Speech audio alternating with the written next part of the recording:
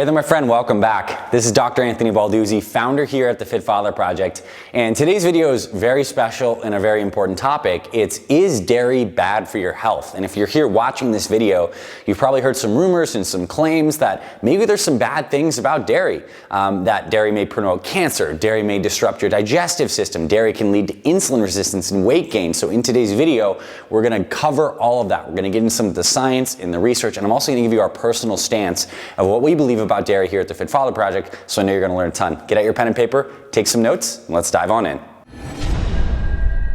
FitFatherProject.com.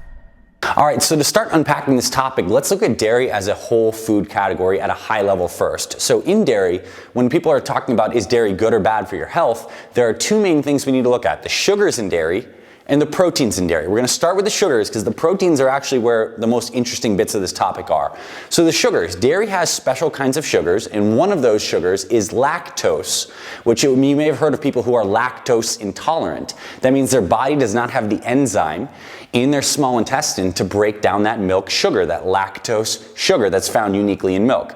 So what happens is when you can't break down that sugar, it sits in your digestive tract, and all your gut bacteria break it down and cause gas, and you get this gas, bloating, cramping kind of situation. So that's really an upset stomach due to the dairy sugar because you can't break it down. So me personally, I've been lactose intolerant since birth. So I've never been able to have dairy because it gave me an upset stomach. But if I take one of those lactate tabs, which is basically the lactase enzyme, I can break down those milk sugars and I don't have any digestive problems. So that's the sugar component. And there are upwards of 75% of people may have some kind of intolerance to the sugar in dairy. And this really depends on what your ethnicity and where you're from. A lot of Europeans can tolerate dairy because they've been, drinking a lot of dairy for thousands of years. But Asians, Africans, and some people with Mediterranean descent like myself, being Italian, do have some trouble sometimes breaking down some milk sugars. Now, this is where the interesting topic comes in. We're going to talk about the dairy proteins and whether or not dairy is good for your health, because there are two types of protein found in dairy. There's whey, which makes up about 30% of the proteins in dairy, and there's casein, which makes up about 70% of the proteins in dairy.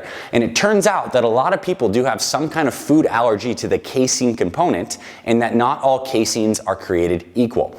And when I first learned about this, it was through the China study, which is a very famous study and book by Dr. Campbell, who found out that the countries, particularly in Asia, in the Philippines where he was doing his research, who had the highest intakes of dairy also had the highest incidence of cancer, particularly liver cancer.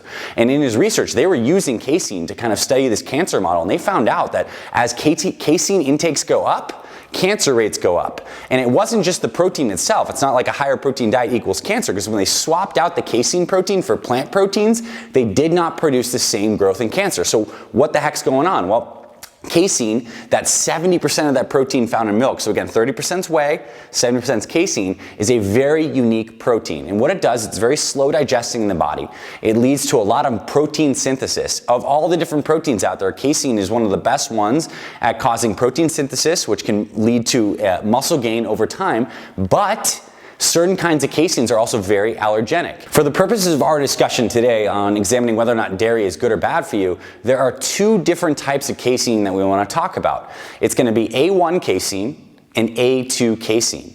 And A1 casein is produced by cows that we call A1 cows. And these are cows that are largely found in certain areas of Europe and in North America. And we have A2 cows, which are cows that are primarily found in India and New Zealand. And they produce different kinds of casein proteins. And those casein proteins have different effects on our health. So in the United States, we have primarily A1 cows. And A1 cows have a big problem. And there's actually a big book about this called The Devil in the Milk that talked about the problems of A1 casein. And essentially what happens is our bodies transform A1 casein to this compound called BCM7, which stands for beta-casomorphin 7, which is a compound that is super toxic and linked to a whole slew of disorders and issues: insulin resistance, psychomotor abnormalities, so babies drinking A1 milk are having growth and developmental retardation because of some of this stuff. It can cause food allergies, it can cause the immune system to react, it can cause inflammation throughout the body, and that is from that A1 casein. So mark my words on this video, this is going to become a much bigger topic over the next 5 to 10 years. You're going to see so many more people advertising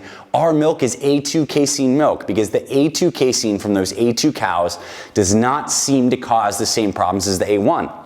So this is where we're starting to get into some of the nuances of this topic. Is dairy bad for you? Well, maybe if it comes from an A1 cow in New Jersey, but maybe not if it came from an A2 cow in India, in Bangalore, and somewhere like there. Because if we look at some of these long-standing cultures, like let's look at the Indian diet, for example, they use milk and ghee and these dairy products as a foundation, and they believe it's very health promoting because they have A2 cows. And what's also happening is in the United States, we're importing more of these A2 cows into the US to start making more A2 cows to avoid some of these issues.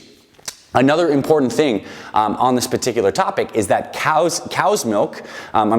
sheep's milk and goat's milk is primarily A2 casein. So if you have problems with dairy that comes from cows, you may be using A1 dairy, which is mostly in the United States. But if you go to a cow's or a sheep's milk, you may not have some of these problems because it doesn't have that BCM7 issue. Now, regardless, we're going to put that A2 casein issue aside. We do know that dairy intake does promote an increase in something called IGF-1, which is insulin-like growth factor 1, which we've heard of the growth hormone before, a very important hormone in development and has some anti-aging applications. Our body, downstream of growth hormone, can produce another secondary hormone called IGF-1. Now, IGF-1 causes things to grow. And what kind of things does it also cause to grow? It causes cancers to grow. So if we have some pre-existing cancers in our body, which our body's always going through a series of having damaged DNA and our immune system's killing cancer cells all the time, IGF-1 levels that are raised can promote cancer growth. So if I had cancer and a diagnosis, the last thing that I would want to put in my body would be dairy, because I do know the association with higher IGF-1 levels, and it would cause the cancer probably to proliferate faster. That's not necessarily to say that dairy causes cancer. It's to say that going throughout our daily lives, we are running into a whole slew of different things that damage our DNA, can promote cancer, and if you kind of throw some more kerosene on the fire, if you will, with higher IGF-1 levels, then you can run into some issues. So to kind of unpack this so far, is dairy good or bad for your health? Well, there are some weight loss studies that show that people who have higher intakes of dairy and have higher intakes of calcium do lose more weight. So there's a benefit to that there. But I would personally make sure that it was certainly A2 casein. So when I have dairy and it's on special occasion, it's not a daily part of my diet because I like to keep my casein intakes lower, I make sure that it's from cows A2, sheep's, or goat. Typically goat, a little bit of crumbled goat cheese on the salad, totally great. And look, I have a free meal or a cheat meal once in a while, and I do have some pizza with a little bit of cheese on it. It's not gonna kill you, but dairy is not something I'd have in your diet all the time as a health promoting food because there are some of these issues. And we also need to look, anytime we are taking essentially a secretion from an animal, right? Milk, dairy, cow's milk is made to grow calves. We are getting downstream effects of all the things that mama cow was fed. So if there were recombinant bovine growth hormones in the cow, if there were antibiotics, some of that stuff gets released into the milk. We know the same thing happens in humans. When moms are toxic, one way that their body gets rid of certain toxins is through breast milk. So the same thing can happen in cows.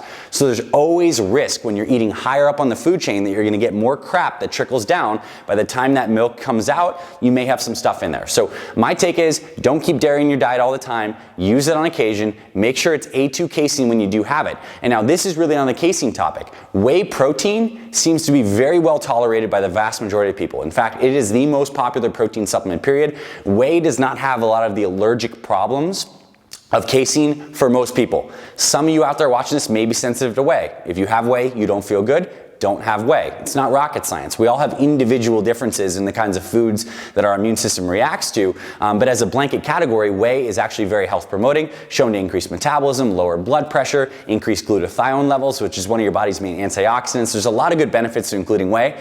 Even though I am lactose intolerant, I tolerate whey just fine. So that could be something good, but hey, if you want to cut dairy out completely, you can always go with a plant-based protein. Whey is not necessary by any means. So is dairy good or bad for you? It's mixed. The research out there shows that higher dairy intakes can be linked to a more prevalence and growth of cancers, and I would have it in occasion if I were you. If not, cut it out completely and make sure it's that A2 type of casein. Hope you found this valuable. This is a little more in-depth on the science, so I hope I was able to make it clear in this presentation. If you have any other questions, in the description there's going to be some links to the actual research so you know we're just not making this up. We have some studies you can look at and dive even deeper into BCM7, A2 types of casein, because this is a topic that's important, but the take-home message here is limit your dairy intake Have quality organic dairy when you can. Make it a special occasion and make it the A2 kind from A2 cows, sheep, or goats. I hope you found this valuable. If you like this long, ranty style video, we have tons more of these here on the channel where we dive deep into the research on exercise, nutrition, getting and staying motivated, how to lose weight, how to build muscle. This is what we do here at the Fit Father Project. We are the health experts for busy fathers and men over 40, so we're happy you're here. If you like this, give it a thumbs up, drop a comment below, and we could also discuss some of this research here on this video, and subscribe to the channel, and I'll talk to you very soon, my friend.